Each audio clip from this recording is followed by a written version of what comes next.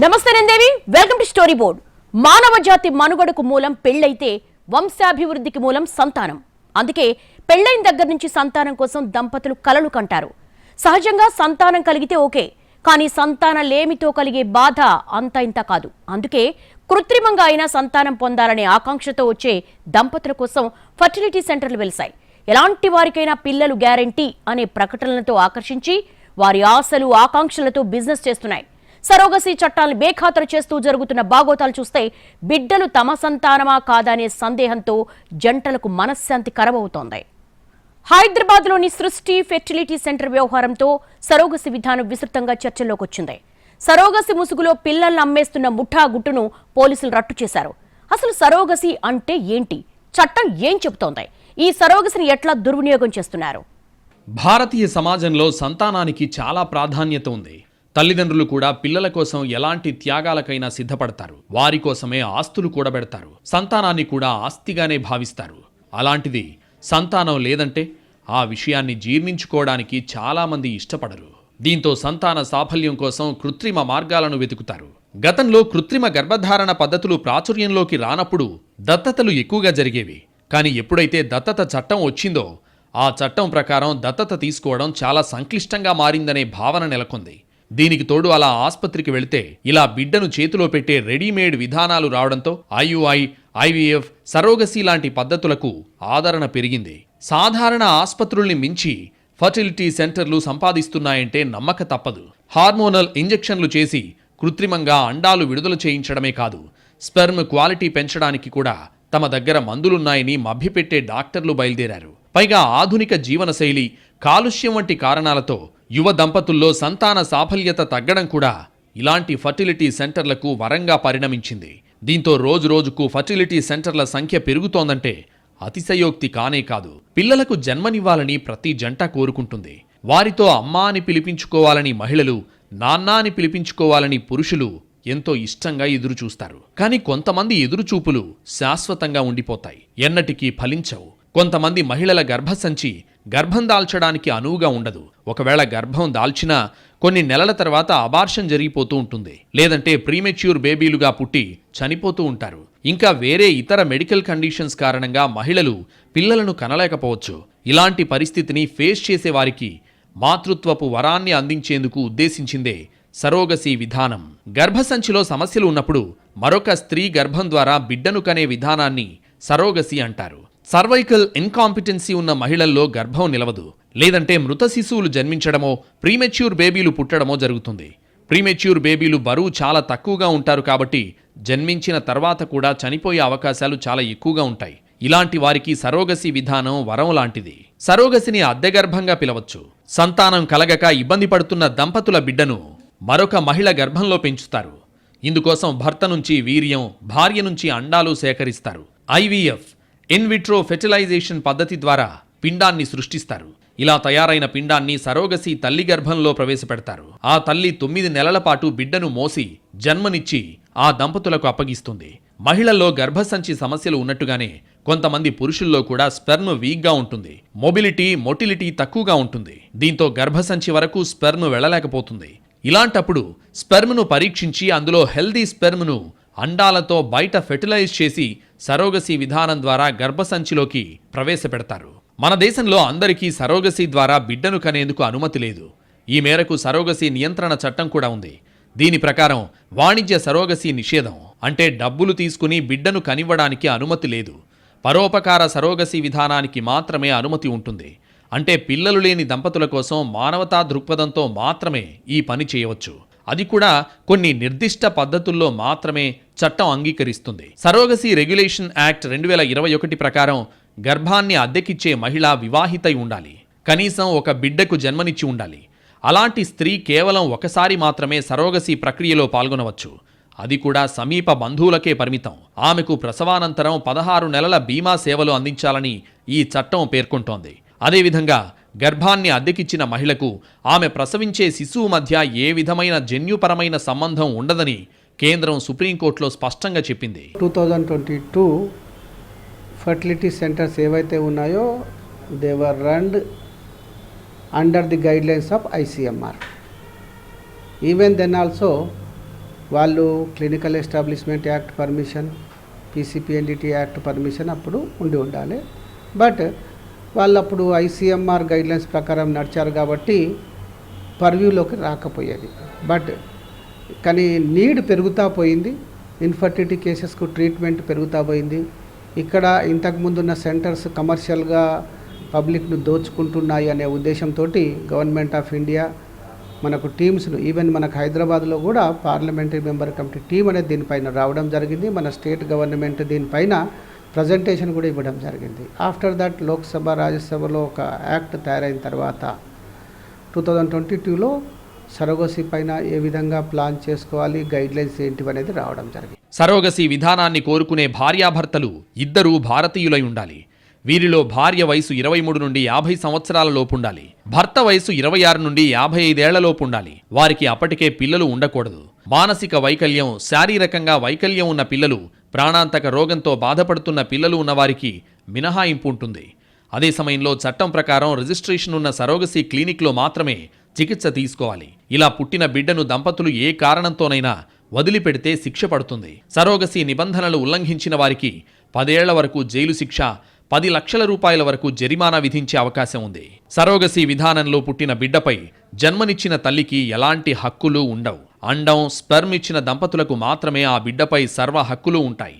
శుక్రకణాలు, అండం ఆ దంపతులవే కాబట్టి జన్మనిచ్చిన తల్లితో బిడ్డకు జన్యుపరంగా కూడా సంబంధం ఉండదు.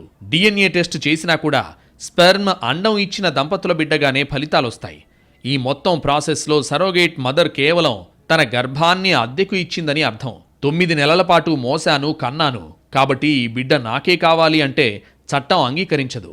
ఈ మేరకు ఒప్పందాలు కూడా చట్ట ప్రకారం ముందే జరుగుతాయి. సరోగసీ విధానం ద్వారా బిడ్డను కనాలని కోరుకునే దంపతులు ఎవరైతే ఉంటారో వారి స్పెర్మ్, అండాలనే అద్దె గర్భంలోకి ప్రవేశపెడతారు. కాబట్టి వారి పోలికలు, జీన్స్ మాత్రమే బిడ్డకొస్తాయి. కొందరు డబ్బు సంపాదనే లక్ష్యంగా సరోగసిని అడ్డం పెట్టుకుని భారీ స్థాయి అక్రమాలకు పాల్పడుతున్నారు. హైదరాబాద్లోని సృష్టి ఫెర్టిలిటీ సెంటర్ నిర్వాహకులు చేసిన పని ఇదే. పిల్లలు లేని దంపతులు సరోగసీ విధానం ద్వారా బిడ్డకు జన్మనివ్వాలని వస్తే వారి నుంచి 30 నుంచి 40 లక్షల రూపాయలు వసూలు చేసేవారు. అద్దె గర్భం విధానం ద్వారా పుట్టిన బిడ్డనే ఇస్తామని చెప్పేవారు. ఈ మేరకు సరోగేట్ మదర్ను కూడా దంపతులకు చూపించేవారు. కానీ పేదవాళ్ల బిడ్డను తక్కువ ధరకు కొని దంపతులకు ఇచ్చేవాళ్లు. సరోగసీ పేరుతో జరుగుతున్న చైల్డ్ ట్రాఫికింగ్ సంగతి కూడా పోలీసులు బయటపెట్టారు. ఇక్కడ జరిగిన బాగోతం బట్టబయలు కావడంతో ఈ ఫర్టిలిటీ సెంటర్లో సరోగసీ ద్వారా బిడ్డల్ని పొందిన తల్లిదండ్రులందరిలో కొత్త సందేహాలు మొదలయ్యాయి. ఇన్నాళ్లు ప్రేమగా పెంచిన బిడ్డలు మన జీన్సే అని గుడ్డిగా నమ్మేయాలా? అలా కాదని DNA టెస్ట్ చేసి పొరపాటున కాదని తేలితే తట్టుకోగలమా అనే డైలమాతో మదనపడుతున్నారు. ఈ వ్యవస్థలో చోటు చేసుకుంటున్న లోపాల వల్లే వివాదాలు తలెత్తుతున్నాయని తాజా పరిణామాలు నిరూపిస్తున్నాయి. ఫెర్టిలిటీ కేంద్రాల అత్యాశ, ఎలాగోలా బిడ్డ కావాలనుకునే దంపతులు, మాతృత్వం అమ్ముతూ డబ్బు కోసం జీవితాన్ని రిస్క్ చేస్తున్న మహిళలు, ఇలా ప్రతి ఒక్క అంశం వెనుక ఒక ప్రత్యేక కోణం కనిపిస్తోంది. ప్రస్తుతం వెలుగు చూసిన దారుణాలు కొన్ని మాత్రమే. ఇంకా చాలా మంది ఈ వ్యవస్థను, చట్టాన్ని ఉల్లంఘిస్తూ గోప్యంగా నిబంధనలు పాటించకుండా నిర్వహిస్తున్నారనేది బహిరంగ రహస్యమే. ఈ వ్యవహారాలపై చట్ట ప్రకారం సరైన చర్యలు లేకపోవడమే సమస్యగా నిలుస్తోంది. సరోగసీ చట్టం సరిగా అమలవుతుందా లేదా? ఫర్టిలిటీ సెంటర్లలో అసలేం జరుగుతోందని పర్యవేక్షించే యంత్రాంగం కొరవడటమే దురదృష్టకర పరిణామాలకు దారితీస్తోంది. పిల్లలు పుట్టకపోతే చాలా మంది దంపతులు సంతాన సాఫల్య కేంద్రాలకు పరుగులు పెడుతున్నారు. దీంతో ఈ కేంద్రాలకు బిడ్డల కోసం వచ్చే దంపతుల సంఖ్య భారీగా ఉంటోంది. గ్రేటర్ హైదరాబాద్ పరిధిలో రోజుకు కనీసం 200 మంది దంపతులు పిల్లల కోసం సంతాన సాఫల్య కేంద్రాలను ఆశ్రయిస్తున్నారని అంచనా. ఇలాంటి దంపతుల బలహీనతలను ఆసరాగా చేసుకుంటున్న కొన్ని సంతాన సాఫల్య కేంద్రాలు ఫెర్టిలిటీని వ్యాపారంగా మలుచుకుంటున్నాయి. ఫెర్టిలిటీ సెంటర్లు IUI, IVF పేరుతో దందా చేస్తున్నాయి. సంతాన సాఫల్య కేంద్రాలు మహిళల అండాలు, పురుషుల వీర్యకణాల దానంతో చాటుమాటుగా వ్యాపారం చేస్తున్నాయి. యువత నుంచి వీర్యకణాలు, అండాలు సేకరించి వాటి సాయంతో దంపతులకు సంతానం కలిగేలా చేసి సొమ్ము చేసుకుంటున్నాయి.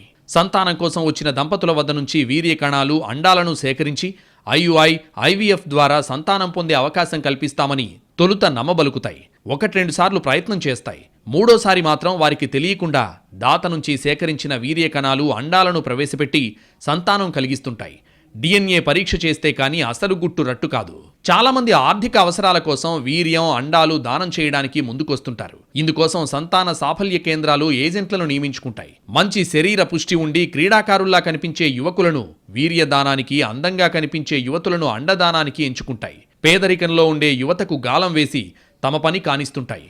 ఫర్టిలిటీ కేంద్రాల నిర్వాహకులు వీరి నుంచి ఎక్కువ అండాలు, వీర్యకణాలు ఉత్పత్తి అయ్యేలా హార్మోన్ ఇంజెక్షన్లు ఇస్తుంటారు.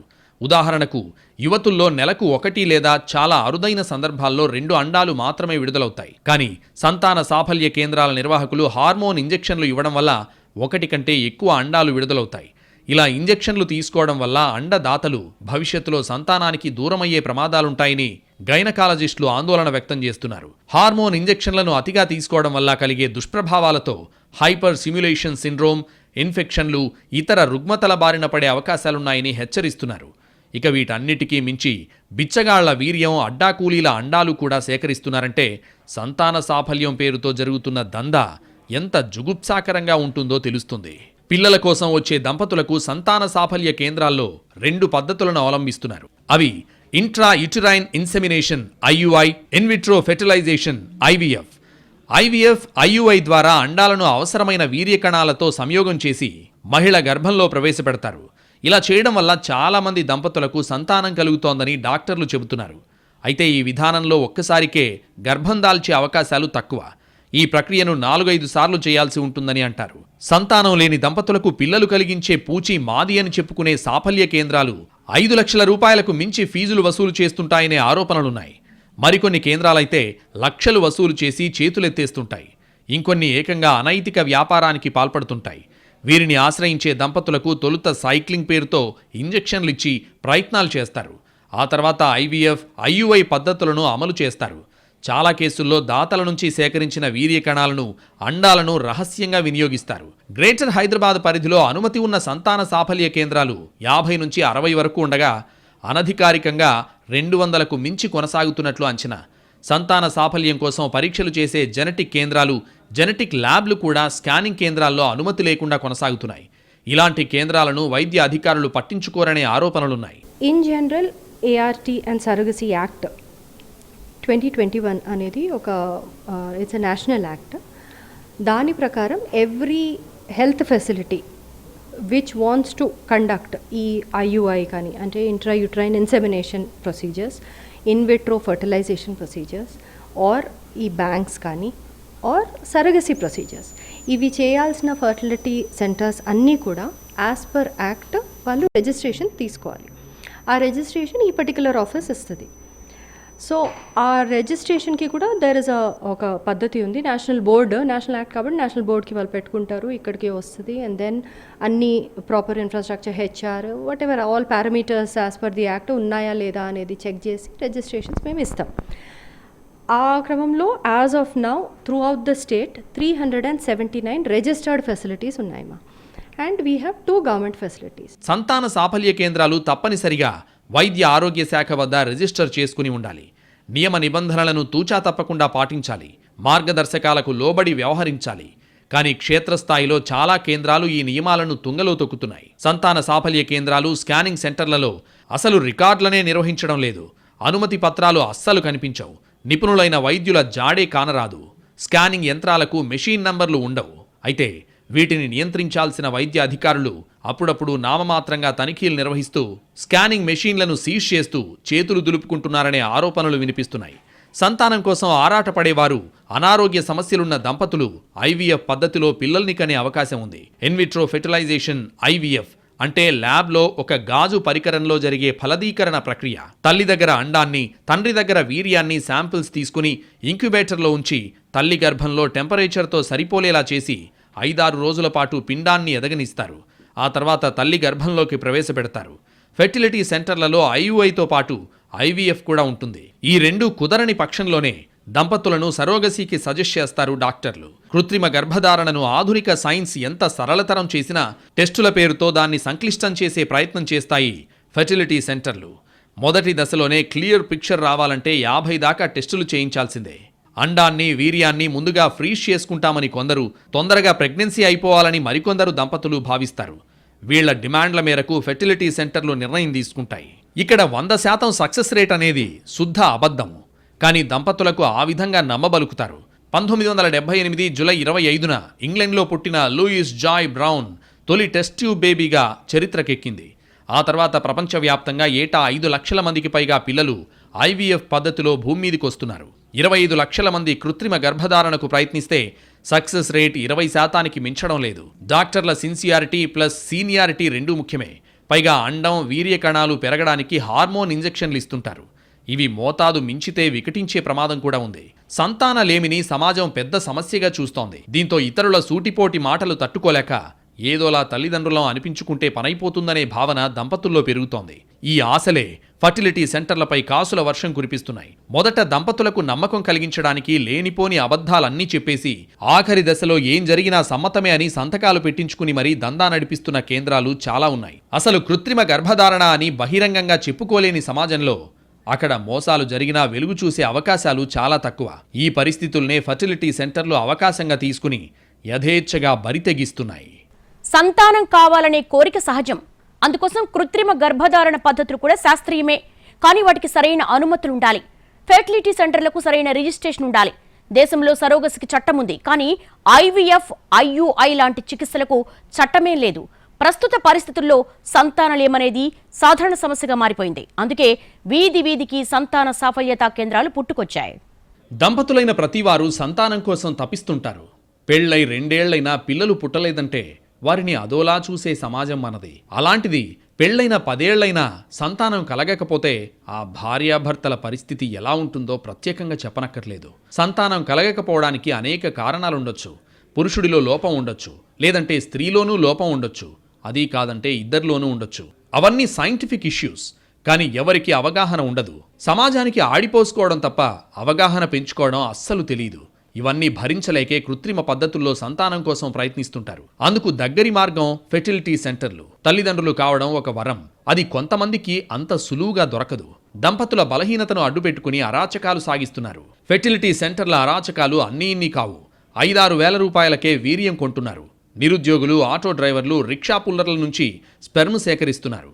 తాము ఏం చేస్తున్నామో తెలియకుండానే వీరందరూ వీర్యం అమ్ముకుంటున్నారు.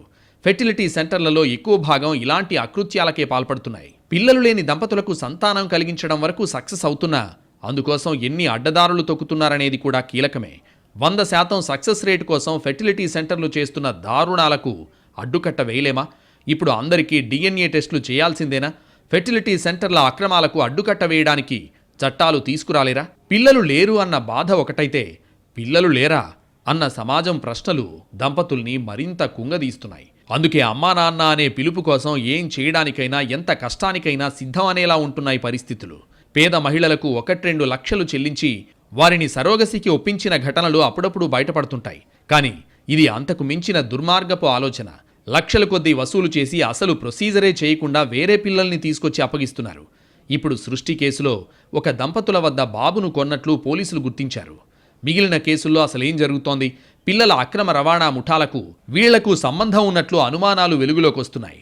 IVF క్లినిక్లు సైతం కొన్ని నిబంధనలు పాటించాల్సిన అవసరం ఉంది. Assisted reproductive technology regulation act ART ప్రకారం లైసెన్సింగ్, చట్టబద్ధమైన నిబంధనలు పాటించాలి. ప్రతి క్లినిక్, బ్యాంక్ తప్పనిసరిగా ప్రభుత్వం వద్ద నమోదు చేసుకోవాలి. జాతీయ, రాష్ట్ర స్థాయిలో నిబంధనల బోర్డులు వాటిని నిత్యం పర్యవేక్షించాలి. మార్గదర్శకాలకు లోబడి IVFలు నిర్వహించాలి. డోనార్ డేటాకు భద్రత ఉండాలి. కనీసం 25 ఏళ్ల పాటు రికార్డులను భద్రపరచాల్సి ఉంటుంది. నిబంధనలు పాటించకుండా ఉల్లంఘనలకు పాల్పడితే తొలిసారి 5 నుంచి 10 లక్షలు జరిమానా. అదే తప్పు మళ్లీ చేస్తే 8 నుంచి 12 ఏళ్ల జైలు శిక్ష, 10 నుంచి 12 లక్షల జరిమానా పడే అవకాశం ఉందని చట్టాలు చెబుతున్నాయి. కానీ ఉన్న చట్టాలను అమలు చేయాలంటే గట్టి పర్యవేక్షణ ఉండాలి. అది కొరవడటంతో సంతాన సాఫల్య కేంద్రాలు ఆడింది ఆట, పాడింది పాట అవుతోంది. ఫర్టిలిటీ సెంటర్ల పేరుతో జరుగుతున్న బిజినెస్ కోసం మానవ సంబంధాల్ని అపహాస్యం చేస్తున్నారు. భావితరం భవిష్యత్తు సంగతి తర్వాత వారి మనుగడే ప్రశ్నార్థకమయ్యే పరిస్థితి కల్పిస్తున్నారు. ఎంతోమంది చిన్నారులను తల్లి ఒడికి దూరం చేస్తున్నారు. ఎందరో దంపతులను సరోగసి ఎరవేసి మనోవేదనకు గురి చేస్తున్నారు. కాసుల కక్కుర్తితో అడ్డదారి తొక్కుతున్నారు. తల్లి పిల్లల్ని వేరు చేస్తున్నామనే స్పృహ లేకుండా వ్యవహరిస్తున్నారు. తప్పొప్పుల విచక్షణ గాలికొదిలేసి సంతానలేమిని సొమ్ము చేసుకునేందుకు ఎన్నో అక్రమాలకు పాల్పడుతున్నారు. ఒక్క ఫర్టిలిటీ సెంటర్కే వేల మంది బాధితులుంటే ఇక వందల సంఖ్యలో ఉన్న అన్ని కేంద్రాల్లో సరైన రీతిలో తనిఖీలు చేస్తే ఏం జరుగుతుందో ఊహించుకోవడానికే భయపడే దుస్థితి. ఒక్క సృష్టి ఫర్టిలిటీ సెంటరే హైదరాబాద్, విజయవాడ, విశాఖపట్నం, కోల్కతా, ఒడిశా ఇలా పెద్ద నెట్వర్క్ నడిపిస్తోంది. ఇప్పటివరకు land mafia, sand mafia, liquor మాఫియాకు మాత్రమే ఈ స్థాయి నెట్వర్క్ సాధ్యమని మన వ్యవస్థ గుడ్డిగా నమ్ముతోంది. కానీ ఫెర్టిలిటీ మాఫియా వాటన్నింటినీ మించిపోయిందని రుజువైపోయింది. అనుమతులు లేకుండా నివాస భవనంగా చూపించిన చోటే కళ్ళు చెదిరే అక్రమాలు జరుగుతున్నాయి. ఇక అనుమతులు తీసుకున్న కేంద్రాల్లో అయినా అన్నీ పద్ధతి ప్రకారం జరుగుతున్నాయా అంటే దొరికే వరకు అందరూ దొరలే అనే సామెత గుర్తొస్తోంది. ఇప్పటికైనా అన్ని సంతాన సాఫల్య కేంద్రాల కార్యకలాపాలపై పర్యవేక్షణ పెంచాలి. ఫర్టిలిటీ ముసుగులో సాగుతున్న దోపిడీని అరికట్టాలి. లేకపోతే ఎవరి పిల్లలనే అంతుచిక్కని ప్రశ్నలకు సమాధానం చెప్పలేక సమాజంలో కొత్త సమస్యలొచ్చే ప్రమాదం ఉంది. రియల్ ఎస్టేట్లో బ్రోకర్లు ఉన్నట్టే ఫర్టిలిటీకి కూడా బ్రోకర్లు పుట్టుకొచ్చారు. ఇక్కడ బ్రోకర్ల వ్యవస్థ నడుస్తోంది. తల్లిదండ్రుల సంతాన కాంక్షే వారికి పెట్టుబడి. మీకెన్ని సమస్యలున్నా బిడ్డల్ని పుట్టించే బాధ్యత మాదని చెప్పి నయవంచనకు, కల్లో కూడా ఊహించని దారుణాలకు తెగబడుతున్నారు. ఫర్టిలిటీ సెంటర్ల అక్రమాలు తెలిసిన తర్వాత కృత్రిమ గర్భధారణకు సందేహించే పరిస్థితులు నెలకొన్నాయి. ఆస్పత్రికి వెళ్ళినప్పుడు డాక్టర్లను నమ్మక తప్పదు. కానీ ఆ నమ్మకాన్నే అమ్మకానికి పెడుతున్న సంతాన సాఫల్య కేంద్రాలు అటు దంపతుల విషయంలో అమానవీయంగా ప్రవర్తించడమే కాదు, ఇటు వైద్య వృత్తి ఔన్నత్యాన్ని బలిపెడుతున్నాయి.